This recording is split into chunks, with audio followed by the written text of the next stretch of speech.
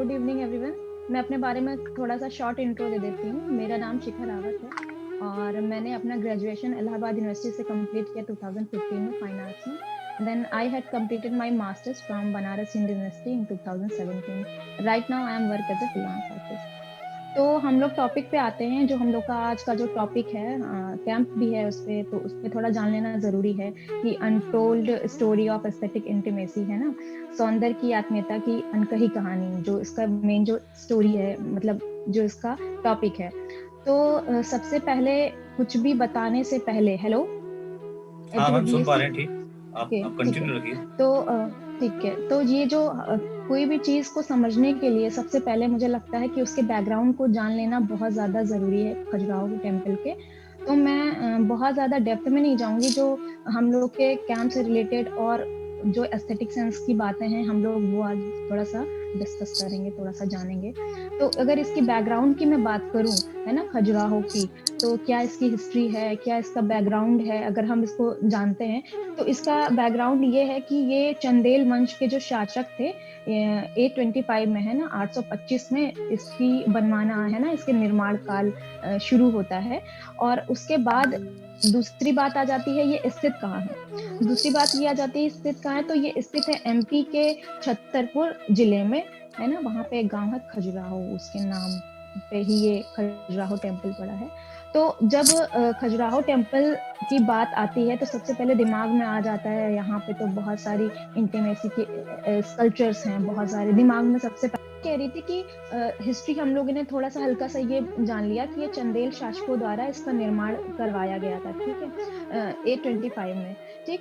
उसके बाद क्या होता है कि ये है कहाँ, ये मैंने बताया थोड़ा सा कि ये एमपी के, मध्य प्रदेश के छतरपुर जिले में एक गांव खजुराहो के नाम से इसको जाना जाता है। तो जब ये बात आती है खजुराहो टेम्पल की, तो दिमाग में वही छवि बन जाती है ना, ढेर सारे इंटीमेसी वाले स्कल्पचर और सारी चीजें। ठीक। तो उसके बाद दूसरी बात क्या आ जाती है, इसका नाम कैसे खजुराहो पड़ा।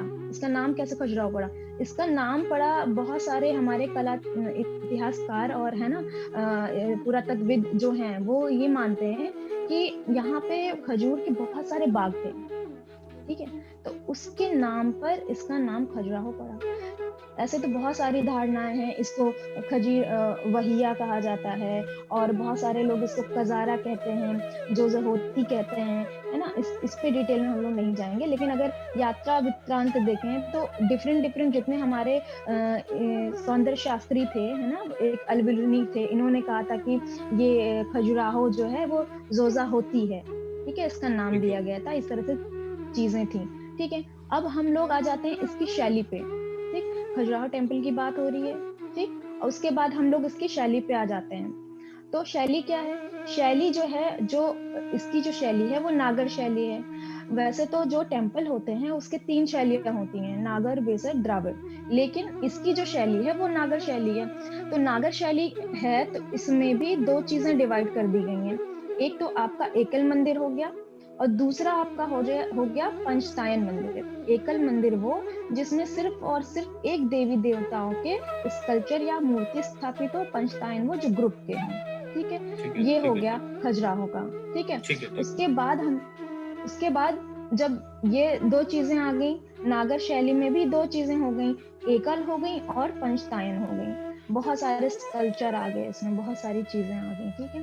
उसके बाद जो दूसरी बात आ जाती है उसमें भी डिवाइड, अगर हम एक संरचना की बात करते हैं, संरचना मतलब कि उसके स्ट्रक्चर की बात करते हैं, टेम्पल के स्ट्रक्चर कैसा है, तो हम लोगों को पता है, एज वी नो दैट, कि स्ट्रक्चर हमारा वही होता है। सबसे पहले तोरण द्वार होता है, ठीक है, मंडप होता है, देन गलियारा होता है, देन गर्भगृह होता है, मतलब कि जहाँ पे हमारे देवी देवता निवास स्थान करते हैं। इसी स्ट्रक्चर के हिसाब से ये भी बना है, स्ट्रक्चर के हिसाब से।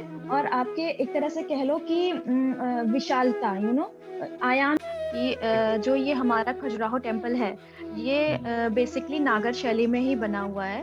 तो ठीक है। शैली मैंने बताया था, वैसे तो टेम्पल्स की जो शैलियां होती हैं वो 3 तरह की होती हैं, और है ना, द्राविड़, नागर, बेसर, बट यहाँ पे सिर्फ नागर शैली की बात की जाएगी। तो ठीक नागर है। शैली में भी 2 तरह के टेम्पल हैं, एक आपके एकल है और दूसरे जो है पंचतायन टेम्पल हैं। एकल टेम्पल वो जिसमें सिर्फ और सिर्फ एक देवी देवता की स्कल्पचर को स्थापित किया गया है, और पंचतायन जिसमें समूह है, जिसमें ग्रुप है, ठीक है। तो हमने बात कर ली एकल और पंचतायन की, ठीक है। उसके बाद जो दूसरी जो बात आती है उसके स्ट्रक्चर की, मंदिर का स्ट्रक्चर क्या होता है? मंदिर का स्ट्रक्चर होता है जो हमारे भारतीय कला परंपरा के अकॉर्डिंग है, वो है हमारा, सबसे पहले हमारा होता है तोरण द्वार, ठीक है, जहाँ से हम लोग एंट्रेंस करते हैं। उसके बाद हमारा क्या बोलते हैं, मंडप होता है जो एक तरह से कह लो ऊंचा चौखट होता है। उसके बाद गलियारा होता है, देन हमारा आ जाता है गर्भगृह, जहाँ पे भगवान या हमारे देवी देवता स्थापित होते हैं। इसी शैली, इसी आधार पर ये खजुराहो टेम्पल बना हुआ है, और इसमें भी दो भागों में विभाजित किया गया है, एक विशालता और एक स्थापत्य, जो इसका बना हुआ है। विशालता के आधार पर जो मंदिर है वो कंदरिया महादेव मंदिर है, और दूसरा स्थापत्य की पृष्ठभूमि से अगर देखा जाए, है ना, उसके अकॉर्डिंग देखा जाए, तो दूसरा हमारा जो मंदिर है वो लक्ष्मण मंदिर है। तो ये चीज़ें मैं इसलिए बता रही हूँ क्योंकि आगे जब और भी चीज़ें मैं बताऊँगी, वो इससे कनेक्ट करेंगी। इसलिए ये सब सारी चीज़ें को जानना बहुत ज़्यादा ज़रूरी है। और फिर हम लोगों की बात आ जाती है खजुराहो टेम्पल, अगर हम देखते हैं तो उसमें बहुत सारे है ना, इंटीमेसी के बहुत सारे स्कल्पचर हैं। सिर्फ़ इंटीमेसी के नहीं है, आम जन-जीवन के भी बहुत सारे स्कल्पचर हैं। बट हमारा ध्यान कहाँ जाता है? हमारा ध्यान जाता है कि अरे, हम देखते हैं और बोलते हैं कि ये ऐसे क्यों बना? क्यों इसकी ज़रूरत क्या पड़ी? इन सारे सवालों के जवाब मैं अभी नेक्स्ट अपने है ना, बताऊँगी आगे टॉपिक में। सेशन टाइम खत्म तो करते हैं कि क्या बात हो रही थी? बात तो ये हो रही थी कि हाँ, विशालता, और हम कह सकते हैं आर्किटेक्चर के आधार पर भी हमने 2 डिवाइड किया, एक कंदरिया महादेव और एक दूसरा जो है हमारा ये लक्ष्मण मंदिर, ठीक है? लक्ष्मण मंदिर। तो सबसे पहले मैं एक डाउट क्लियर कर देना चाहती हूँ कि खजुराहो एक सिर्फ टेम्पल नहीं है, ये टेम्पल्स का ग्रुप है ना? समूह है। बहुत सारे टेम्पल्स का समूह है, इसके भीतर बहुत सारे टेम्पल हैं, देवी-देवताओं के बहुत सारे। तो मैं उस पे थी, सब्जेक्ट क्या है ना? विषय क्या-क्या थे उसमें। तो विषय हमारे थे, जैन विषय। थे, ब्राह्मण थे, वैष्णव थे, शैव थे, और क्या बोलते हैं, नाग देवी थे, नंदी थी, सूर्य थी, अप्सराएँ थीं। साथ-साथ बहुत सारे आत्मीय मानव संबंध के भी स्कल्पचर हैं। तो इसमें क्या है, जब विषय की बात आ जाती है ना, तो हमें सिर्फ़ वही दिखता है जो हम देखना चाहते हैं। बात को समझना आप लोग, है ना? अगर हम खजुराहो को है ना, खुद भी सर्च करते हैं या जाकर देखते हैं, किसी से उसके बारे में बात करते हैं, तो दिमाग में सिर्फ़ एक छवि आती है। दिमाग में सिर्फ़ एक छवि आती है कि इसमें तो बस इंटीमेसी के कल्चर हैं, जबकि ऐसा बिल्कुल भी कामुकता नहीं है। के पोज़ है इसमें उसमें और हाँ जी, हाँ जी। बहुत ठीक है, सारी ठीक है। चीज़ें हैं। ठीक है? तो बात हो रही थी सब्जेक्ट की, इसमें हो गया शैव है ना? वैष्णव हैं, और जितने भी हमारे धर्म हैं, जैन धर्म के बहुत सारे स्कल्पचर इसमें मिल जाते हैं, हमारे खजुराहो जो टेम्पल है उसमें, ठीक है? मंदिर की संरचना के बारे में मैंने थोड़ा-सा बताया आपको, है ना? मंदिर की संरचना कैसी होती है। सभी मंदिरों को अगर भारतीय मंदिर की बात की जाए, जितने भी प्राचीन भारतीय मंदिर हैं, इसकी संरचना क्या होती है, इसका स्ट्रक्चर क्या होता है? तो एंट्रेंस को मैंने बताया, मैं हिंदी में थोड़ा बता रही हूँ, ठीक है? कि ये स्ट्रक्चर जो होता है, सबसे पहले उसका तोरण द्वार होता है, जहाँ से हम एंट्रेंस लेते हैं ना, जब भी आप टेम्पल में जाते हो, ठीक? उसके बाद हमारा क्या आ जाता है, मंडप आ जाता है, एक ऊँचा स्थान, उसके ऊपर जाते हैं, देन हमारा एक गलियारा आता है। गलियारा में जहाँ बहुत सारी घंटियाँ लगी होती हैं, है ना? उसके बाद हमारा आ जाता है गर्भगृह, जहाँ पे हमारे देवी-देवता निवास स्थान होता है। मेरा कहने का यहाँ पे एक मतलब ये भी है ना, जो भी इतिहासकार हैं और पुरातत्वविद हैं, उनका कहने का यही एक मतलब है कि ये जो सारे स्कल्पचर बने हैं, ये सिर्फ़ इंटीमेसी के नहीं हैं, ठीक है? महिला और पुरुष के आत्मिक संबंध के ही नहीं हैं, इसमें जनजीवन के स्कल्पचर को समावेश किया गया है, ठीक है? इसमें लोक दृश्य भी हैं, है ना? और इसमें देवी-देवता के काम के दृश्य भी हैं, ठीक? जैसे कि एकल दंपति है ना, 1 कपल, 2 कपल, और बहुत सारे पशुओं यानी एनिमल्स के साथ भी उनको इंटीमेसी के साथ दिखाया गया। ज़रूरत क्या थी इसकी? ठीक है? ज़रूरत ये थी कि हमारा जो भारतीय सनातन परंपरा धर्म है, उसके अकॉर्डिंग हम एक पुरुषार्थ पे चलते हैं जिसका नाम है धर्म, अर्थ, काम, मोक्ष, ठीक है? धर्म, अर्थ, काम, मोक्ष क्या भला है? अब ये जानना पड़ेगा ना, धर्म, अर्थ, काम, मोक्ष हम अगर सुन भी रहे हैं तो इसकी ज़रूरत क्या है? धर्म, यहाँ पे मैं रिलीजन वाले धर्म की बात नहीं कर रही हूँ, ठीक है? धर्म वो कि हम अगर हमारे माता-पिता हैं, हमारा धर्म है उनकी सेवा करना, इस धर्म की मैं बात कर रही हूँ। अर्थ, इस जीवन का अर्थ क्या है? जीने का वजूद क्या है? मकसद क्या है? मकसद ये है कि हमें अच्छा करना है, किसी को दुखी नहीं करना है। ठीक है? धर्म अर्थ काम। काम यानी कि अपने अंदर चल रहे जितने भी हमारे उद्गार हैं, उनको शांत करना यानी कि काम।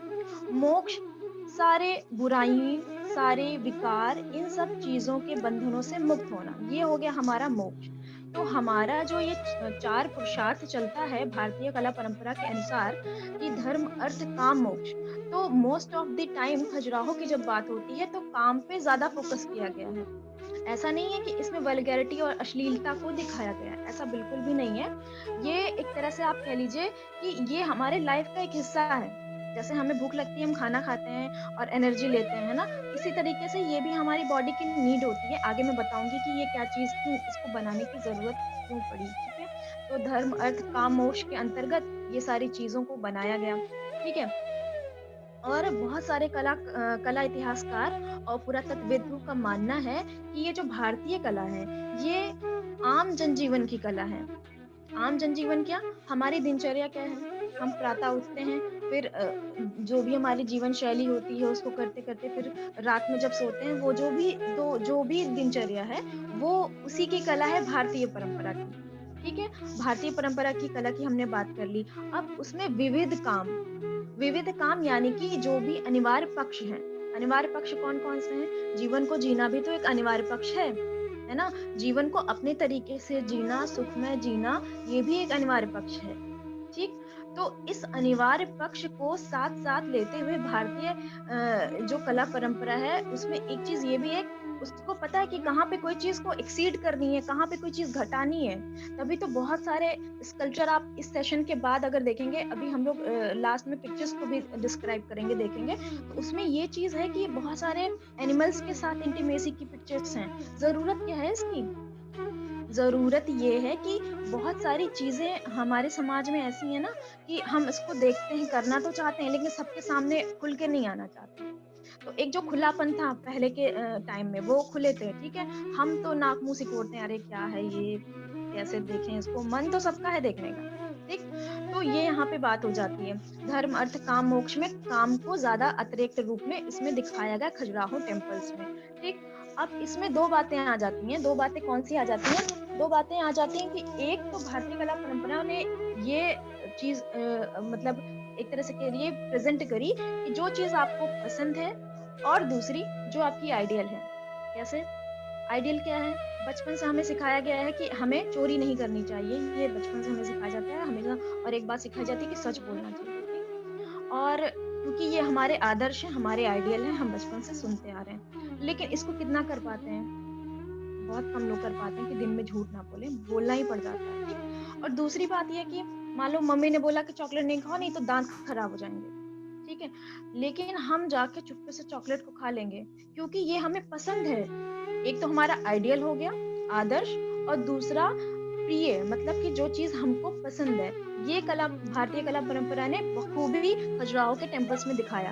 एक तो आइडियल को दिखाया और एक प्रेयस यानी कि जो चीज़ हमको बहुत ज़्यादा पसंद है, ठीक? और एक चीज़ मैं यहाँ पे ये भी ऐड करना चाहूँगी कि ये जो मनुष्य है ना, मनुष्य बहुत सारे उसमें स्कल्पचर आप देखोगे बाद में, तो अभी भी हम लोग डिस्कस करेंगे, दिखाएँगे आपको। तो वो शुरू से अगर आप देखिए होमो सेपियंस से लेके और अभी डेवलपमेंट तक, अभी तक जो जैसे हम लोग हैं, ठीक है? वो एक पशु का ही रूप है ना? शुरुआत में पशु जैसे आँख मुँह जो भी है ना? पूरे स्ट्रक्चर जो था फिर धीरे-धीरे, धीरे-धीरे चेंज होता है, वो पशु ही तो है शुरुआत से, ठीक? उसके बाद क्या हो गया? इन्होंने एक चीज़ इनके स्कल्पचर में एक चीज़ और भी है, क्या कि ये जो साधु हैं ना, साधु को भी इन्होंने लिप्त दिखाया है। ये इस तरह के आलिंगन और इस तरह के रति-रक्त, है ना, इंटीमेसी और है ना, कर रहे हैं। तो इसका मतलब क्या हो गया? ये गलत हो गए? ये गलत नहीं हुए, क्योंकि आप इनकी ज़रूरत कह लीजिए या इनको बहकना कह लीजिए, जो भी है, अगर साधु भी कर रहे हैं तो कहने का अर्थ ये है कि उनको भी इस चीज़ की आवश्यकता है। और आवश्यकता क्यों है? ठीक है? आवश्यकता इसलिए है क्योंकि आकर्षण है। किसी भी चीज़ के प्रति आकर्षण है। पूरा ये जो खजुराहो का टेम्पल बना हुआ है, बाहरी दीवारों से लेकर बाहरी दीवारों के जितने भी स्कल्पचर बने हुए हैं और अंदर घुसते हुए भगवान के देवी-देवताओं के जितने भी ये जैन, वैष्णव, शैव और डिफरेंट डिफरेंट तरह के नाग देवी, देवता, है ना, वैष्णव। तो ये सारे जितने भी स्कल्पचर बने हुए हैं, सबके साथ आकर्षण का पहलू जुड़ा हुआ है। ठीक, अब हम लोग अपनी बात पे आते हैं कि ये जो स्कल्पचर हैं, अपनी बात मतलब कि जो ये कैंप होगा, है ना? उसमें ये स्कल्पचर मेन क्या दर्शाते हैं, इनकी भावनाएँ क्या हैं, उनके एक्सप्रेशंस क्या हैं, एक दूसरे के प्रति वो कैसे, है ना, देख रहे हैं या कुछ भी चीज़, जो भी चीज़ है। तो इसमें मैं अप्सराओं की लूँगी। अप्सराओं को मैं इसलिए ले रही हूँ क्योंकि ये बहुत ही सहज रूप से हम लोग देख पाते हैं। अप्सराएँ अक्सर आप नोटिस करिएगा अभी, ना सर दिखाएँगे आपको बाद में इसके सारे इमेजेस। तो उसमें क्या है, जो अप्सराएँ हैं ना, वो ह्यूमन फिगर यानी आदम कद से बड़ी हैं या तो उनके बराबर हैं। लेकिन जब हम कंपैरिज़न करते हैं एक मेल बॉडी और फीमेल बॉडी की, मोस्ट ऑफ द टाइम ऐसा होता है फीमेल थोड़ा 19 होगी और मेल 20 होगा। ठीक है? तो कहने का मतलब ये इसमें ऐसा क्यों है? इसके पीछे का भी एक सीधे-सीधे रीज़न है। इसका रीज़न ये है कि ये बहुत ज़्यादा एक तरह से कह लीजिए दैवीय या मानवीय शक्तियों का एक तरह से कह लो कि मिश्रण है। मिश्रण यानी कि एक कॉम्बिनेशन है। ठीक है? दैवीय और मानवीय शक्तियों का, ठीक है? अलौकिक आभा पूर्ण चेहरे पे बहुत ज़्यादा लाइट है ना? और भाव ऐसे हैं कि बिल्कुल श्रृंगार वाले भाव हैं। कहीं पे भी आपको घृणा नहीं दिखेगी, गुस्सा नहीं दिखेगा, है ना? क्रोध नहीं दिखेगा, हर तरह से एक समर्पण का भाव, है ना? प्रेम का भाव, इस तरह के जितने भी एक्सप्रेशंस हैं, वो सारे आपको इस खजुराहो टेम्पल्स के स्कल्पचर्स में मिल जाएँगे, सारे मिल जाएँगे, ठीक है? और आकर्षण की अगर मैं बात करूँ, है ना? अगर खजुराहो टेम्पल की बात हो रही है और आकर्षण की बात ना हो, तो ये सरासर गलत होगा। तो आकर्षण की अगर मैं बात करूँ, तो आकर्षण सिर्फ़ और सिर्फ़ नारी का आकर्षण नहीं है इसमें, हर प्रकार का आकर्षण है, जो कि हम खुद भी घिरे रहते हैं आज के जीवन में। जैसे मैं एग्ज़ाम्पल देती हूँ, हम लोगों को बताया जाता है कि पढ़ाई करो, जॉब करनी है, अच्छे जीवन के लिए हमें अपने अच्छे लाइफ़स्टाइल के लिए जॉब करनी है। तो जॉब करना ये नहीं, लाइफ़स्टाइल अच्छी करनी है, वो आकर्षण है, ठीक है? या फिर आप इतने अच्छे नंबर ले आओ, मम्मी-पापा बोलते हैं हम आपको ये दिलाएँगे, वो आकर्षण है, ठीक है? सिर्फ़ नारी आकर्षण की बात नहीं हो रही है यहाँ पे, ठीक है? तो आकर्षण हो गया यानी कि हम किसी के प्रति कितना अट्रैक्ट हो रहे हैं। ठीक, अट्रैक्शन हो गया, हर तरह का अट्रैक्शन हो गया, सिर्फ नारी का अट्रैक्शन नहीं, हमारे भारतीय जीवन का अट्रैक्शन है इसमें और खुलापन है, अश्लील तो बिल्कुल भी नहीं है क्योंकि जब हम इसको देखते हैं, अगर अश्लील रूप में देखते हैं, तो ये बहुत गलत बात है क्योंकि ऐसा नहीं है सिर्फ इस तरह के स्कल्पचर, इंटीमेसी के स्कल्पचर, सेक्सुअल स्कल्पचर सिर्फ और सिर्फ खजुराहो में ऐसा बिल्कुल भी नहीं है। मैं बहुत सारे एग्ज़ाम्पल्स आपको दूँगी, जो कि ऐसे स्कल्पचर्स इंडिया में बहुत जगह बने हुए हैं, ठीक है? तो ये सारी चीज़ें हो गई। अब सबसे बड़ा मुद्दा ये उठता है कि आखिर ऐसे स्कल्पचर्स की बनाने की ज़रूरत क्या थी? डिफरेंट डिफरेंट पोजेज़ की, जितने जो भी काम है ना, जो भी सेक्सुअलिटी है, जो सारी चीज़ें बनाई गई हैं, है ना? मेल फीमेल फिगर्स को लेकर डिफरेंट डिफरेंट पोजीशन और जो भी पोस्चर्स हैं, वो बनाए गए, इसकी ज़रूरत क्या थी? तो यहाँ पे मैं एक चीज़ क्लियर कर देती हूँ, कोई भी चीज़ ऐसे नहीं कह सकते कि ये बिल्कुल सटीक है। जब हम हिस्ट्री पढ़ रहे होते हैं, किसी के बारे में जान रहे होते हैं, तो हम एक आकलन लगा सकते हैं कि हाँ, ऐसा हुआ होगा, है ना? तो इसी के साथ जितने भी इतिहासकार हैं और पुरातत्वविद हैं, इन्होंने डिफरेंट डिफरेंट व्याख्याएँ दी हैं, डिफरेंट डिफरेंट है ना, अपनी बातें बोली हैं। तो उसमें पहली बात क्या थी? पहली बात ये थी कि सनातन धर्म जो हमारा है भारतीय, इसमें क्या हो रहा था, जो हमारे युवा वर्ग थे, वो गृहस्थ जीवन से विमुक्त होकर बौद्ध धर्म अपना रहे थे। क्यों? क्योंकि उनको मोक्ष चाहिए था, है ना? मोक्ष की प्राप्ति के लिए वो गृहस्थ जीवन को त्याग रहे थे। तो सबने कहा कि ऐसे मंदिरों का निर्माण कराइए और ये बताइए कि हम गृहस्थ जीवन में भी रहकर मोक्ष की प्राप्ति कर सकते हैं। ज़रूरत नहीं है सबको बुद्धा बनने की। पहला रीज़न तो सबसे बड़ा रीज़न ये था। और दूसरा जो रीज़न था कि यहाँ चंदेल राजाओं के काल में तांत्रिक समुदाय शाखाओं का वर्चस्व था। मतलब कि ये जो तंत्र मंत्र विद्या है, इस तरह के लोग जो थे, इनका बहुत ज़्यादा वर्चस्व था। ठीक है? तो इनके वर्चस्व की ही एक खुराफात कह लीजिए कि स्कल्पचर है, ऐसा इतिहासकार बोलते हैं, जो भी स्टडी में मिला है, जो भी साक्ष्य मिले हैं उसके अकॉर्डिंग, ठीक है? और तीसरा रीज़न जो आ जाता है, मैथोलॉजिकल रीज़न ये आ जाता है, एक पौराणिक कथा है, ये बहुत इंटरेस्टिंग भी है, सुनने में मज़ा भी आएगा कि ये एक हेमवतु की पुत्री थी, हेमवंती, ठीक है? इनको चंद्र भगवान ने देखा और इनसे इनको आकर्षण हुआ, प्रेम हो गया और इनके योग से एक पुत्र प्राप्ति हुई जिसका नाम था चंद्रवर्मन, ठीक है? तो चंद्रवर्मन की प्राप्ति के बाद इनकी माँ को एहसास हुआ कि अ, इस तरह से हमारा आकर्षण होना, मिलना समाज में बहुत गलत माना जाता है। तो पुत्र आप ऐसे मंदिर का निर्माण कराइए जिसमें ये काम जो है ना सेक्सुअलिटी और अंदर की जो हमारी भावनाएँ हैं, इसको पाप बोध ग्रसित नहीं माना जाए। इसको ये नहीं माना जाए कि आपने बहुत गलत कर दिया, ये सामान्य माना जाए। तो इसके बाद क्या होता है, चंद्रवर्मन जो है बहुत बड़े राजा बनते हैं और इसी से इनकी स्टार्टिंग मानी जाती है कि खजुराहो टेम्पल्स की स्टार्टिंग यहीं से होती है और उसके बाद 85 वेदी होती थी, यज्ञ होते थे और 85 मंदिरों का निर्माण किया गया और खत्म होते-होते कुछ चोरी हो गए, कुछ ने तोड़ लिए, कुछ खत्म कर दिए। खत्म होते-होते तो अभी शायद 23 टेम्पल्स उसमें बचे हुए हैं और इस तरह से जो है ऐसा नहीं है कि इंडिया में सिर्फ़ और सिर्फ़ खजुराहो में ही इस तरह के काम वाले जितने भी है ना स्कल्पचर हैं वो मिले हैं। तो मैं बताऊँगी कि छत्तीसगढ़ में एक है भोरम देव का टेम्पल, वहाँ पे भी इस तरह के इंटीमेसी के स्कल्पचर मिले हैं और उसके बाद हिमाचल चंबा में नंदा देवी का एक मंदिर है, वहाँ पे भी मिले हैं। तो ऐसा नहीं कह सकते हैं कि सिर्फ़ यहाँ पे इंटीमेसी के, यहाँ पे हर तरह के हैं, लेकिन बाहरी दीवारों पे ये काम वाले जितने भी हैं ना, काम मतलब कि सेक्सुअलिटी और हमारे जीवन का जो एक अहम पहलू है, इसके स्कल्पचर ज़्यादा बने हुए हैं। तो अनस जी आप आइए और कंक्लूज़न क्या है इसका, है ना? तो कंक्लूज़न यही है कि जब भी हम इसको देखते हैं मतलब खजुराहों को देखते हैं, अगर कभी मौका मिले तो आप देखिए, आप खुद ही स्टडी करिए, खुद जानिए, खुद समझिए। तो कंक्लूज़न यही है कि देख के हमको ये नहीं करना है कि ये वल्गर है ना? फूहड़ है, जैसे बहुत सारे लोग करते हैं देख के मज़ाक बनाते हैं, अपनी धरोहर का ही मज़ाक बनाते हैं। मुझे एक बात याद आ रही है सिकंदर की विश्व विजेता सिकंदर ने उन्होंने एक बात बोली थी कि जब तक हमें खुद अपने ऊपर अपनी किए हुए पे गर्व नहीं होगा ना, तब तक कोई गर्व नहीं करेगा। जब तक मुझे या उन्होंने ये बात बोली थी, जब तक मुझे अपनी वीरता पे गर्व नहीं होगा, तो दूसरे कैसे गर्व करेंगे? तो कहने का मतलब ये जब तक हम अपने खजुराहो जैसी धरोहर पे गर्व नहीं करेंगे ना, लोग तो हँसेंगे, उसका मज़ाक बनाएँगे।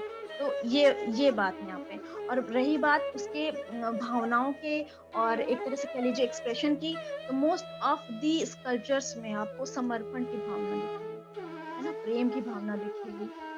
है ना? जो भी श्रृंगार की भावना दिखेगी, कहीं पे भी फूहड़ता, वल्गैरिटी कहीं नहीं दिखेगी। स्कल्पचर बहुत ज़्यादा बड़े-बड़े तो नहीं है, कुछ छोटे हैं, कुछ एक-आध बड़े हैं, इस तरह से हैं। तो ये है इसका पूरा सार। बहुत-बहुत शुक्रिया मैम इतनी जानकारी देने के लिए। आप हमारे कहने पे इसमें इन्वॉल्व हुई और आपके पास जो जानकारी थी हमने बताया आपने। बहुत-बहुत शुक्रिया आपका। नहीं, मेरे सभी लिए तो लोगों ने बहुत जान लिया। अच्छा था। ठीक है, ठीक है। सभी लोगों ने जान लिया। किसी का कोई क्वेश्चन हो तो आप पूछ सकते हैं कंटेंट के बारे में। खजुराहो का किसी का क्वेश्चन हो तो माइक और वीडियो ऑन करे और अपना क्वेश्चन पूछे, कैसा भी क्वेश्चन हो, वरना मैं अपना थोड़ा सा स्टार्ट करता हूँ। हुँ, हुँ, हुँ, हुँ। ठीक है, बातें करेंगे। स्क्रीन शेयर करता हूँ मैं, कुछ इमेजेस दिखानी है मुझे आपको। बात होगी अब कंटेंट और जानकारी आपके पास आ गई। जानकारी आपके पास आई है, रूबरू हुए हैं हिस्ट्री से, तो क्या करेंगे? अब आता है बनाना कैसा है। हमें अपने व्हाइट स्पेस पे, कैनवस पे, पेपर पे बनाना कैसा है, जिसका पहला दूसरा अनुभव होगा वो ध्यान से सुनेंगे और जो अनुभवी हैं वो ध्यान में रखेंगे चीजों को। स्क्रीन शेयर करता हूँ।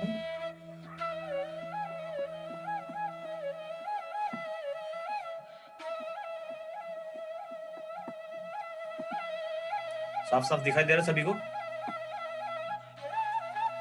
कोई एक यस बोल सर। तो मुझे पता चलेगा कि हाँ जी ठीक है ठीक है। बिल्कुल ये है बिल्कुल बिल्कुल हमारा साफ है। खजुराहो का टेम्पल और आसपास बहुत सारे टेम्पल हैं। जब मैं यहाँ पे गया था तो मेरे लिए बहुत ही अच्छा अनुभव था, क्योंकि मैं ड्राइंग सही करने के लिए, ड्राइंग को इम्प्रूव करने के लिए स्कल्पचर का बहुत ज्यादा मैं लाइव स्टडी करता था उनका। तो यहाँ पे तो खैर खजाना था इनका। जिग तो से मैं गया वहाँ दिखाई पे। देता है। ठीक है, ठीक है, ओके। जो स्टार्ट करता हूँ मैं यहाँ से करता हूँ, ठीक है। ये सभी स्कल्पचर खजुराहो टेम्पल के आसपास हैं, वो देख सकते हैं आप। अब इम्पोर्टेंट बात है, ये बनाने हैं कैसे आपको। स्कल्पचर स्कल्पचर की सबसे पहले आप ड्राइंग ध्यान में रखेंगे। ड्राइंग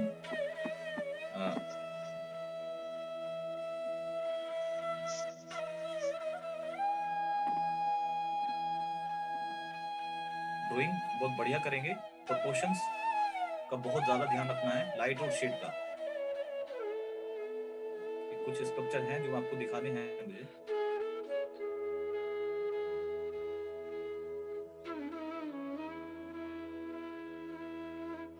रिदम सबसे ज्यादा इसमें इंपॉर्टेंट रहता है, फोर्स और रिदम, उनका बहुत ज्यादा ध्यान रखना है सभी को। लाइट और डार्क, लाइट और डार्क रंगों में भी। थोड़ा सा ये हल्का सा जूम करके देख रहा हूँ। किसी देवता की अगर मूर्ति है तो वो देखने से ही, उसके पोज से, उसका श्रृंगार से, उसका जो भी उसके पास है, वो देखने से ही लगता है। ये बहुत इंपॉर्टेंट है जानकारी। देखने से ही फील हो रहा है, देखने से ही फील हो रहा है। और यही जानकारी आप कोशिश करेंगे अपने चित्र में डालेंगे। मान लो कोई आपने फिगर लिया है और वो कोई देवता है, तो उनकी ड्राइंग में वही रिदम और वो एकदम वो चीजें, वो इम्पोर्टेंट चीजें दिखनी चाहिए आपके स्केच में। ज्यादा से ड्राइंग का बहुत ज्यादा ध्यान रखना हूँ। बार बार मैं ड्राइंग बोल रहा हूँ, कोई मतलब होगा ड्राइंग का, ड्राइंग का बहुत ज्यादा ध्यान रखेंगे। ये देखिए,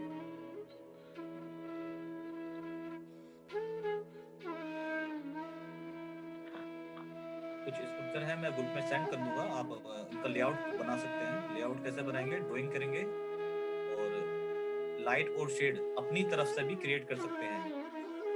यहाँ मेरा ये एरो होगा, मान लीजिए आपको यहाँ पे लाइट चाहिए तो यहाँ पे वो लाइट कलर लगाइए, और आपको यहाँ पे लाइट नहीं चाहिए तो एक मिडल टोन लगा सकते हैं। ये चीजें आपको टेक्निक में करते हुए भी बहुत सारी चीजें बता चुका आपको, एक दो बार दोबारा बता दूंगा। ड्राइंग का ध्यान रखना है, रिदम का ध्यान रखना है ज्यादा से ज्यादा। शायद मुझे किसने बताया था, ये एक पोज है, एक आलस कन्या के नाम से कोई पुराने समय में हुई है, आलस कन्या। मुद्रा से ही, मुद्रा से ही इसके पूरे भाव हम देख सकते हैं। किसी को फील हो रहा है ये वाला लड़ाई तोड़ती हुई? और देखिए, इसको सीधा सीधा भी बना सकते थे, लेकिन इसको जो एंगल दिया ना, बहुत ही कलात्मक है। और यही चीजें हमें चुरानी है इनसे। चुराना इसलिए बोलूंगा, यही सीखना है हमें इनसे। ड्राइंग करेंगे बार बार। ये देखिए, सुबह के टाइम ये फोटो क्लिक करा था मैंने, साइड से लाइट पड़ती हुई सूरज की। इसका देखो अपना लाइट और शेड है ये।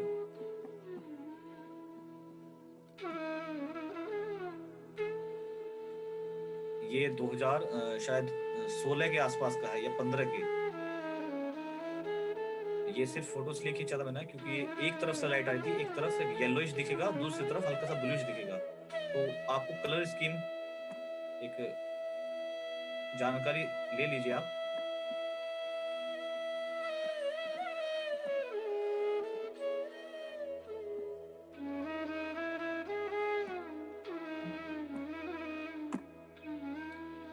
वहां पे फेस्टिवल में गया था मैं, खजुराहो आर्ट फेस्टिवल ऐसा कुछ नाम था उसका। वहाँ पे बहुत दुनिया भर के प्रोफेशनल डांसर आते हैं, और वहाँ पे डांस के पोजेज या फिर मैं कैसी भी मुद्राएं डांस करते हुए पोजेज ऐसे क्लिक करते हैं, तो मैं वहीं फोटोग्राफी करने लग गया मैं। ये भी बहुत ही अच्छा अनुभव था मेरे लिए। इनके देखो, इनके एटीट्यूड में या फिर इनके नेचर में वो सब कुछ आ चुका। अब ये हिलती भी हैं तो उनके एक नजाकत के साथ ये हिलती हैं। इन चीज़ों का भी ध्यान रखना है अगर आप फोटोग्राफी करते हैं। कुछ फोटोज मैंने लिए हैं तो देखो दिखाने के लिए आपको। जिसके कुछ सब इसी का पार्ट है। प्रोपोर्शन का ध्यान रखेंगे सबसे ज्यादा, लाइट और शेड, छाया प्रकाश के रंग भी अलग अलग होते हैं।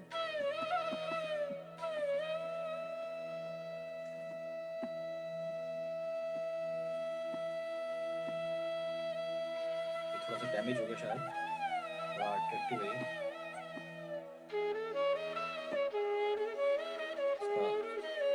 इसका रिदम देखिए, इसका मैं रिदम दिखाना पसंद करूंगा। बिना ड्राइंग करके ये अनुभव करना, बिना ड्राइंग किए ये समझ लेना, तो मेरे हिसाब से तो सही नहीं है। इसको कोशिश करेंगे आप, इसका फोर्स समझ लें और ये आपके ड्राइंग में 4 चांद लगा दे। किसी को कुछ पूछना है साथ साथ पूछ भी सकते हैं, रंगों के बारे में, ड्राइंग के बारे में।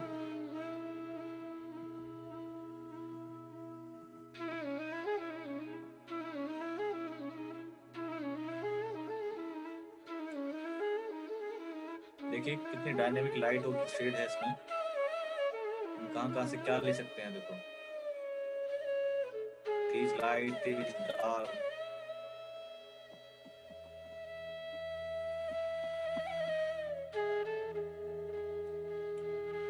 एक छोटा सा वीडियो बनाया था, वीडियो थोड़ा सही नहीं बना, मैं कोशिश करता हूँ उसे चलाने की।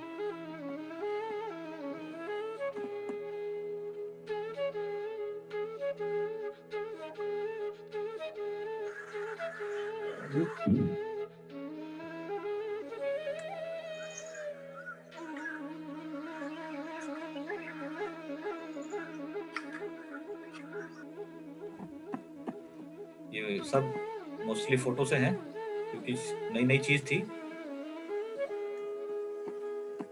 ये ऑयल कलर से है, आपको स्ट्रोक दिखा रहा हूं मैं थोड़ा सा, क्योंकि ये फोटो थोड़ा दिखाई देगा।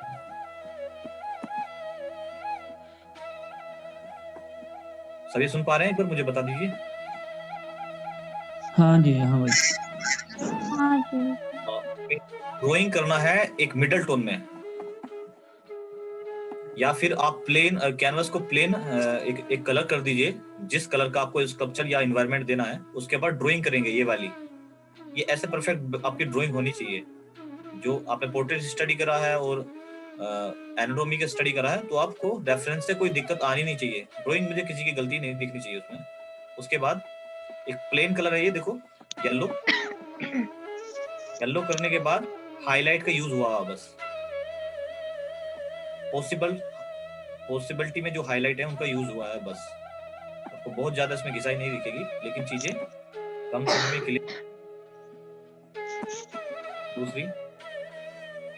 दूसरी ये पेंटिंग है, ये थोड़ा सा अलग टेक्निक है इसकी। ये थोड़ा स्ट्रोक में है तो ऑयली, लेकिन मैं दिखाना चाह रहा हूँ आपको कंपोज कैसे करना है। आपको किसी रेफरेंस में एक फिगर पसंद आ रही है, दूसरे रेफरेंस की दूसरी फिगर पसंद, आप अरेंज कर सकते हैं आगे पीछे करके रंगों के तालमेल से। कोशिश करेंगे थोड़ा सा चेंजेस लाएंगे तो बढ़िया होगा। ऐसे तो ऐसे नहीं चेपने के, बिल्कुल जैसे था वैसा तो वैसे चेप दिया। एक्सपेरिमेंट करेंगे।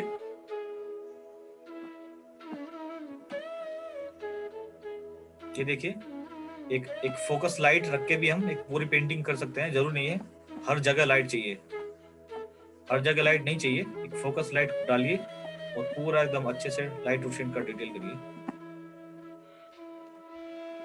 जिसको मल्टी कलर में उसको काम करना है वो क्या करिए, व्हाइट स्पेस को बहुत सारा एकदम कलर डाल दीजिए गोल गोल के कटोरी में, और उसके बाद ड्राइंग करिए। ड्राइंग के बाद आपको रास्ते मिलने लगेंगे, लेकिन यहाँ तक पहुंचना पड़ेगा। व्हाइट स्पेस पे अपने पसंद के रंग डालिए, सूखने छोड़ दीजिए, उसके बाद अच्छी ड्राइंग करिए, और ड्राइंग करते ही आपको अगला रास्ता मिल जाएगा। उसमें बताने की जरूरत नहीं है, लास्ट में बैलेंस हो जाएगा।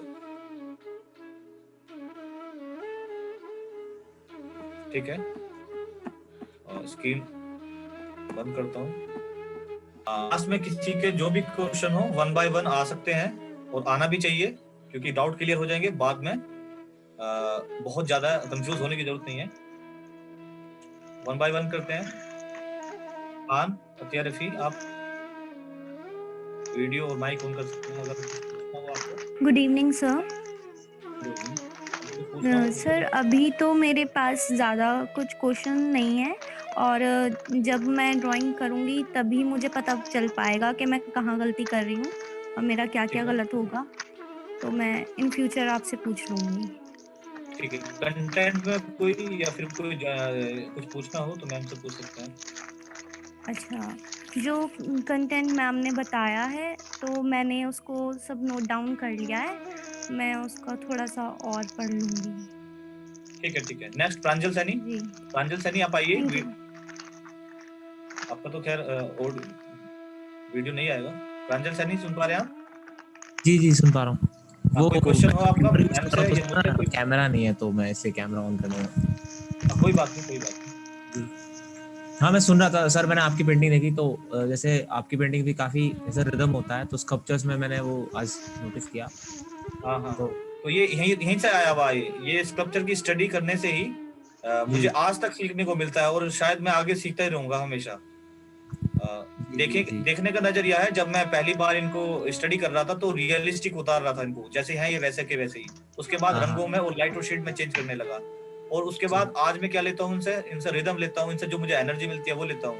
तो देखने का नजरिया पहले कुछ और थे, अब कुछ और थे, लेकिन है आज भी और रहेंगे। ठीक है, ठीक है ठीक है। तो चलो अब मैं समझ मतलब धीरे धीरे समझ आने लगा। आ रहा है ना इसका ड्राइंग का। मैं ये जो वर्कशॉप हो रहा है ना, खास टॉपिक मैंने बताया था कि इसी टॉपिक पे होना चाहिए, और क्योंकि अभी इस पोर्ट्रेट एनाटॉमी का आपका स्टडी हुआ है और आपके एक खूबसूरती नहीं आ पा रही हो, और रिदम उसमें भाव नहीं आ पा रही, वो कैसे आएंगे?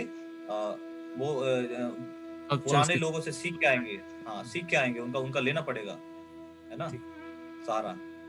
ठीक है, नंदनी आप आइए वीडियो, और आपका जो क्वेश्चन है पूछ सकते हैं आप तो खजुराहो से ही क्या नाम बीएफए कर रहे हैं, आप जाते भी रहते होंगे, देखा भी होगा आपने। ठीक है जी सर, मैं एक बार ही गई थी क्योंकि इस बार तो जाने का मौका नहीं मिला मुझे। ठीक है, ठीक है। इस बार लॉकडाउन की वजह से। तो लास्ट ईयर जब मैं गई थी तब वहाँ का एक्सपीरियंस बहुत अच्छा था। 15 डेज मैं वहीं पर ही रही थी। तो हम हर टेम्पल में गए थे, हर चीज बहुत अच्छे से देखी थी हमने वहाँ पे सारे, मतलब एक आधा म्यूजियम भी है वहाँ पे छोटा सा। तो बहुत सारी चीजें सीखने को मिली थी वहाँ से, उनके स्कल्पचर से। ऐसा तो मुझे नहीं लगा वहाँ पे जाके कि अश्लीलता वगैरह कुछ भी, बट वहाँ पे जाके ऐसी पॉजिटिव वाइब्स मैं भी जरूर आई गया था, थी। मैंने सुना था थोड़ा ही मैंने। हाँ जी, हाँ जी, सुना था मैंने भी, लेकिन जब मैं रूबरू हुआ उन स्कल्पचरों से तो दिमाग में एक ही सवाल आया कि संभव कैसे है, ऐसा बनना संभव है कैसा? हेलो, आवाज आ रही है आपको? बहुत ही पेचीदा ढंग से और बहुत ही कारीगरी उसकी बहुत ही बारीक तरह से करा हुआ है वहाँ पे। मुझे बहुत अच्छा लगा वहाँ पे। और इतने 1-1 फीट के भी स्कल्पचर हैं, इतने बड़े-बड़े स्कल्पचर हैं, ज्यादा बड़े नहीं है, इतने बड़े भी हैं, लेकिन उनका पूरा ज्वेलरी का और कानों में जो पहन रखा वो एक नक्काशी उन्होंने बहुत मंत्रमुग्ध करने वाली चीजें हैं उसमें। ठीक है, कोई क्वेश्चन हो तो मैम से पूछ सकते हैं अभी। नहीं सर, अभी तो फिलहाल मेरा कोई क्वेश्चन नहीं है, बट बाकी जब ड्राइंग में करेंगे उसके बाद पता लगेगा वो तो। प्रैक्टिकली जो हो तो करेंगे आप। ठीक है, ठीक है, ठीक है। शगुफ्ता, आपको कोई क्वेश्चन, कोई आपको? सर अभी तो कोई क्वेश्चन नहीं है, मैं कल लेआउट बना ठीक है, ठीक है, तभी मम्मी आएंगे। लेआउट तो ठीक है, ठीक है। नेक्स्ट कौन है? ये कौन सा है? रहीमा।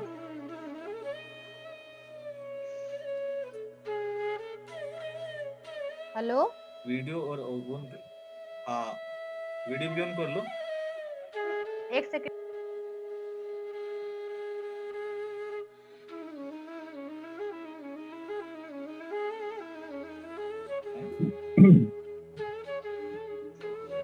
बबलू भाई माइक ऑफ कर ले अपना।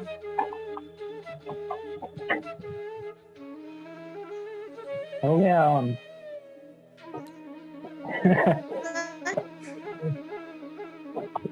माइक ऑफ कर लीजिए बबलू। हाँ रहीमा मैम, कोई क्वेश्चन हो तो आपको पूछिए मैम से। हेलो, कैसा भी क्वेश्चन हो, कुछ समझ में ना आया हो कीजिए। आवाज आ रही है आपको?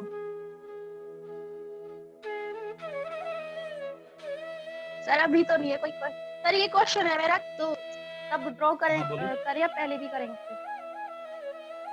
हैं? क्या क्वेश्चन है सर? ये आपने बताया था ना कि पहले कलर डालना है उस पर पेज पर, फिर ड्रॉ करना है। हाँ, अगर मल्टी कलर्स में करना है आपको, कई सारे रंगों में बनाना है एक मूर्ति को, तो मूर्ति को सेलेक्ट करो अपनी, उसका लेआउट बनाओ, ड्राइंग उसको समझो, देन उसके बाद एक्सपेरिमेंट करो अपने कैनवस पे और उसके ऊपर से ड्राइंग करो। ये आपका सभी का पहला स्टेप होना चाहिए। पहला स्टेप यही होना चाहिए, ड्राइंग को दुरुस्त करिए, पेंटिंग उस पर लेआउट बनाइए पेपर पे, और उसके बाद टेक्सचर डालिए या फिर कलर फेंकिए उस पे, एक बेस तैयार करेंगे हम ऐसे। ठीक है, चलो चलो अंजुम अंजुम स्टार्ट हो गया। हाँ, बोलो बोलो बोलो।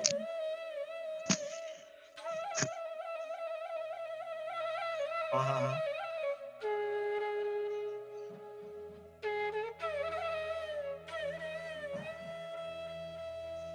हाँ, ये बार बार करने से आएगा, आगे पीछे रख के देखो। ठीक है, जैसे हमारे घर में कोई सामान है ना, हमारी जरूरत के हिसाब से हम अरेंज करते हैं कि सीधे हाथ पे ये होना चाहिए, सामने टीवी होना चाहिए, पास में ये होना चाहिए, तो आप अरेंज करोगे ना, यहाँ सही लग रहा है, यहाँ नहीं लग रहा, तो ऐसे बार बार रख के देखिए, बार बार कंपोज करके देखिए, कॉमन सेंस लगाइए कि यहाँ अच्छा लग रहा है ये, तो 3-4 बनाओ, उसके बाद मैं बताऊंगा। ठीक है मंताशा मैम?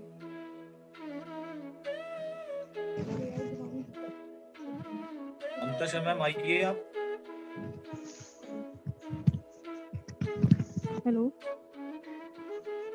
मंताशा मैम, अपना वीडियो भी ऑन कर लो तो थोड़ा सा पता सर, चले अब किससे बात कर रहे कोई हैं। अभी नहीं, लेआउट बनाने को पूछना अभी नहीं है? नहीं, नेहा अभी अग्रवाल कोई मैम? कुछ नहीं। यस सर, अभी तो कोई डाउट नहीं है। ओके ठीक है, शेफाली नेगी?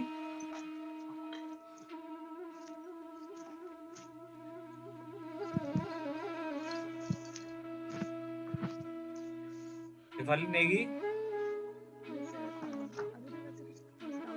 है? अभी तो कोई डाउट नहीं है, धीरे धीरे बनाएंगे तो भी तब पता चलेगा ना। अच्छा, बनाने के बाद डाउट क्लियर होंगे। फातिमा जैदी? फातिमा जैदी?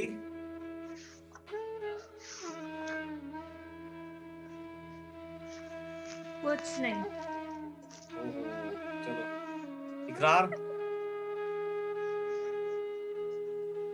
सर मेरा जो डाउट था वो आपने अभी क्लियर कर दिया कि कैसे बनाना है, व्हाइट कैनवास पे कलर फ्लो करके। ठीक है उर्वशी?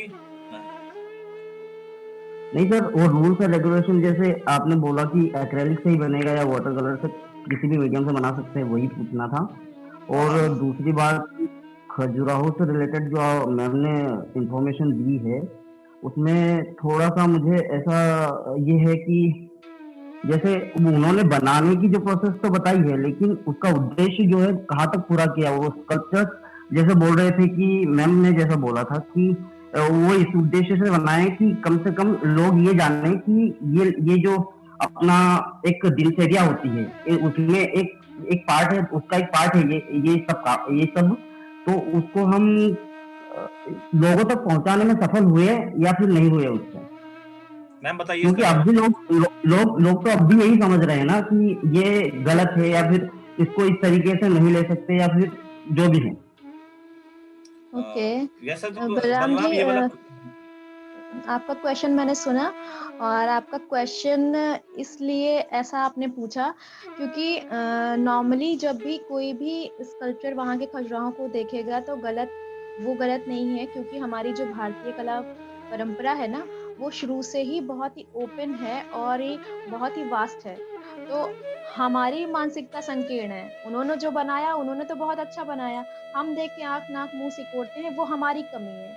शुरू से जो खुलापन था हमारे पुराने जितने भी स्कल्पचर, इसमें स्कल्पचर की बात नहीं, और भी बहुत सारे जो हमारे चित्र हैं, भले हम उसमें नग्नता नहीं देखते हैं, लेकिन एक सौंदर्य पक्ष जो है ना, एस्थेटिक सेंस को देखते हैं।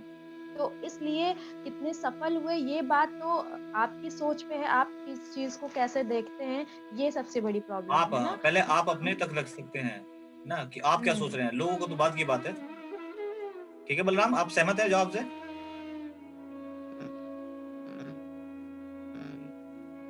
हेलो बलराम। हेलो। ठीक है कि जैसे आप और सी खरावत मैम वहाँ पर गई हुई है खजुराहो मंदिर में, तो मैं पूछना चाहूंगी कि वो जो मूर्तियां है मंदिर की, वो पत्थर को तराश कर बनाई गई है या फिर अलग से बनाई गई है? और थोड़ा ये मटेरियल कौन सा यूज किया गया? मैंने जल्दीबाजी में सेशन बहुत लंबा ना हो तो मैं बताना भूल गई, मैंने छोड़ दिया एक्चुअली कि ये जो सारे स्कल्पचर है ग्रेनाइट और लाल बलुआ पत्थर से बने हैं और सारे जो स्कल्पचर हैं तराश के बने हैं, डिफरेंट डिफरेंट पत्थरों को काट कर फिर उसमें बाद में अटैच किया गया है। एकाश्म सारे स्कल्पचर नहीं है कि एक बड़े पत्थर को काट कर बनाया गया, ऐसा बिल्कुल भी नहीं है। ठीक है हो गया। Thank you ma'am. कृति चलिए मैं ट्राई करूंगी और thank you so much. In fact जो मैम जिन्होंने ये डिस्क्रिप्शन पूरा दिया है, आई फॉरगॉट हर नेम, मैं उनका नाम मुझे नहीं पता इतना। सो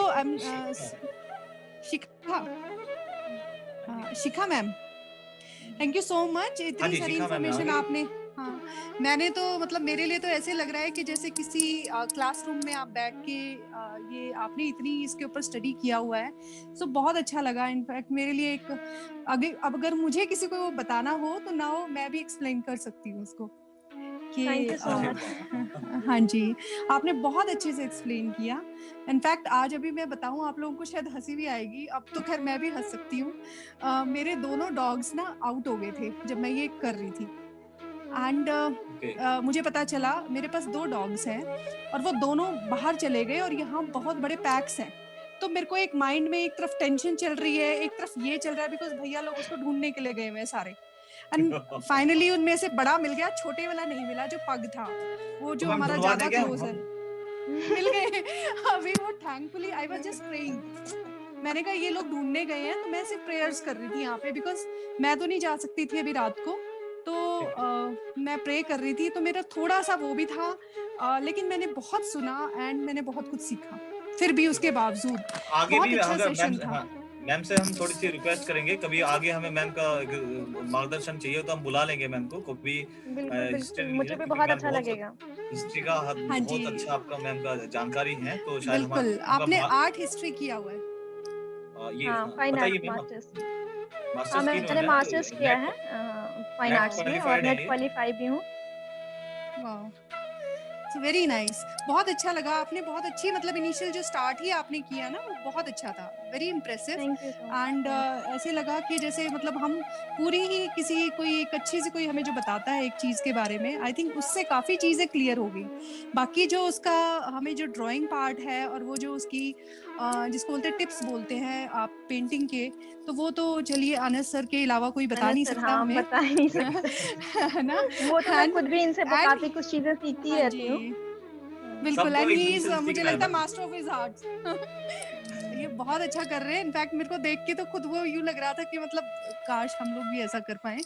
नहीं कर पाएंगे, बिल्कुल कर पाएंगे, शुरू करिए आप।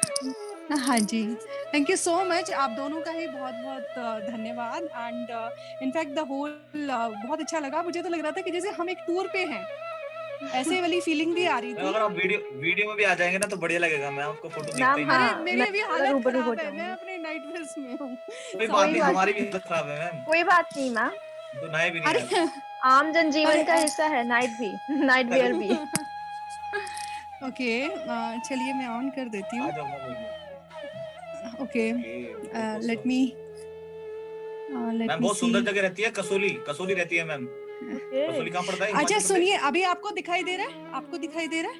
नहीं कुछ भी दिखाई नहीं दे रहा। ओके इसमें ना बहुत कुछ आ रहा है, वो मुझे कह रहा है प्राइवेसी सेटिंग में जाइए देन कुछ ये करिए। करो, रहने दो मैम, कोई बात नहीं, करो है ना।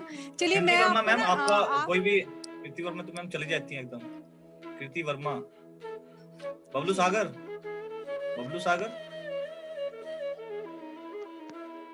अपना माइक ऑन कर लो भाई। हाँ हेलो हमसे मैं कुछ पूछना चाहती थी। हाँ जी पूछिए, ये तीसरे तो बैठे हैं। हाँ वो मतलब कैनवास पे अगर मल्टी कलर का कलर अगर हम डाल दें और फिर उसके बाद से जो हम स्कल्पचर बनाएंगे तो क्या उसका इफेक्ट स्कल्पचर पे दिखना चाहिए या नहीं? हाँ, डाल क्यों रहे हैं? देखो पत्थर का रंग कितने प्रकार के होते हैं, लाल, पीला, नीला इसलिए बोल रहा हूँ क्योंकि छाया में हम पर्पल कलर यूज कर सकते हैं, ठीक है। और लाल पत्थर है, बाहर रखा हुआ है, उसके ऊपर बारिश की पानी की बूंदे गिरी, धूल लगी, मिट्टी लगी, काई बन गई, क्या होगा काई का रंग? Burn China, olive green. तो कितने कलर हैं? पत्थर अगर लाल है और बाहर रखा हुआ है, बारिश का पानी हुआ, उसमें दुनिया भर की उसपे क्या नाम है धूल लगी और उसके बाद काई जमी, तो पत्थर तो है लाल, तो कुछ हिस्सा लाल रहेगा, जहाँ पे काई जमी हुई है तो काई का रंग रहेगा। काई का रंग बनेगा कैसे? ब्रंट शाइन और ग्रीन डाल लेंगे, हल्का सा ब्लैक डाल लेंगे, ब्लू डाल लेंगे, 3-3 4-4 कलर मिला के कलर बनाएंगे। ये सारे आपको बार-बार एक्सरसाइज करने से पता चलेगा। Okay sir. कोई हाँ एंड पेपर पे ड्राइंग कर सकते हैं, स्ट्रिपलिंग कर सकते हैं, ड्राइंग सही रखेंगे सभी, और वाटर कलर कर सकते हैं, मिक्स मीडिया कर सकते हैं, और कैनवस पे एक्रेलिक कर सकते हैं, ऑयल कर सकते हैं। एक्रेलिक करेंगे तो ज्यादा बढ़िया, वो लंबा हो जाएगा थोड़ा सा। कंपोज बैलेंस करना एकदम, ये नहीं हो कि इसने स्ट्रक्चर हाँ बोलो कृतिका मैम, ये किसका बज रहा? हाँ सर, मैं बोल रही शिखा दी ने बहुत अच्छे से, हाँ बहुत अच्छे क्या वो खजुराहो, एंड मतलब काफी अच्छा लगा। मैं खुद भी नहीं कभी गई हूँ खजुराहो, तो मतलब जितना जानने और पढ़ने को मिला वो बुक से ही मिला है, तो काफी अच्छा लगा ये सारी चीजें जानकर। और जो भी मतलब अगर ये कोरोना ना होता ना तो हम वही होते आज। हम जिस वे में मतलब एक नॉर्मल पीपल जिस वे में देखता है चीजों को, और एक हम आर्टिस्ट हैं जिस वे में चीजों को देखते हैं, बोथ आर डिफरेंट। तो उन चीजों को देखना सुनना और मतलब काफी अच्छा लगा, बहुत अच्छा नॉलेज था। काफी प्रैक्टिकल नॉलेज तो बहुत ही जल्दी दिमाग में चला जाता है, थ्योरेटिकल उतनी जल्दी नहीं जाता, तो ये चीज काफी अच्छा था। एंड और मैं ये एक चीज और पूछना चाहती हूँ कि जैसे कि क्या हम वहाँ की जैसे लैंडस्केप वे में कर जो भी आर्किटेक्चर बना है और उसके साथ इस स्कल्पचर को इंक्लूड कर सकते हैं क्या? हाँ सब जायज है। Okay, thank you so much. कर सकते हैं। थैंक यू दी। बबलू सागर आप लास्ट हैं, इसके बाद सेशन खत्म करते हैं। मैम को थैंक यू बोलिए सभी। बबलू सागर कोट पेन का भाई कोट पेन के लिए आया था। कोई क्वेश्चन हो? आप मास्टर पास आउट है, बीए मास्टर पास आउट है पेंटिंग से, कोई आपको कोई क्वेश्चन है? आपका अनुभव भी है, आप जा भी चुके हैं शायद। फिलहाल मेरे पास अभी कोई क्वेश्चन नहीं है, तो मुझे इस बात की बहुत बड़ी खुशी है कि आपने ऐसा प्रोग्राम बनाया बच्चों को सिखाने के लिए, और आपसे बहुत ही अच्छी नॉलेज मिली होंगी इनको सभी को। Very nice. ये सीनियर आपके सभी को बेस्ट विशेस दे रहे हैं। जरूरत नहीं है नजदीक, मैंने सबको बोला था। हाँ सबको मैंने बोला था आपके पास क्या नाम है आंखें हैं, आपको हमसे साथ में चल के नजर तैयार करनी है। सभी को जानकारी लीजिए, पढ़िए, बार बार प्रैक्टिस करिए, और एक खूबसूरत एक आर्टिस्ट की नजर कैसी होती है वो आपको जानकारी यहाँ से स्टार्ट करनी है लेनी। काम भी करेंगे और जानकारी भी लेंगे, विजिट भी करेंगे, एक अपने जीवन को एक आर्टिस्टिक कलात्मक दृष्टिकोण से जिएंगे। ये कोरोना काल खत्म होता है क्योंकि एक बार देखने का मन ही नहीं होता कि भाई दोबारा नहीं देखा जाए, ऐसा कुछ ही नहीं है। और जाने के बाद फिर वहाँ से फोटोग्राफी भी जो भी जाएगा फोन कैमरा तो वो निकाल ही लेगा। हाँ वहाँ का जो व्यू है, जो धूप है वहाँ की सुबह की, हाँ 6 बजे से के और 9 बजे तक की जो धूप है उसकी 3 घंटे की धूप वो पूरे मंदिर में ही प्रवेश कर जाती है। मतलब जो एंट्रेंस होगा सूरज का जो वो निकलेगा ना, तो सूरज सबसे पहले एंट्रेंस में जाएगी, ऐसा वो डिजाइन है जो बिल्कुल सारे जितने भी मंदिर है ना वो ऐसे डिजाइन है। वो सारी जो सूर्य की पहली प्रकाश है ना गर्भगृह पर ही पहले पड़ेगी, इस तरह से उसका डिजाइन किया गया है। और हम तभी ही फोटोग्राफी। हाँ जी ठीक है भाई, ठीक है, बाय बाय बाय। ओके भाई, गुड नाइट। भारत माता की जय। जय जय।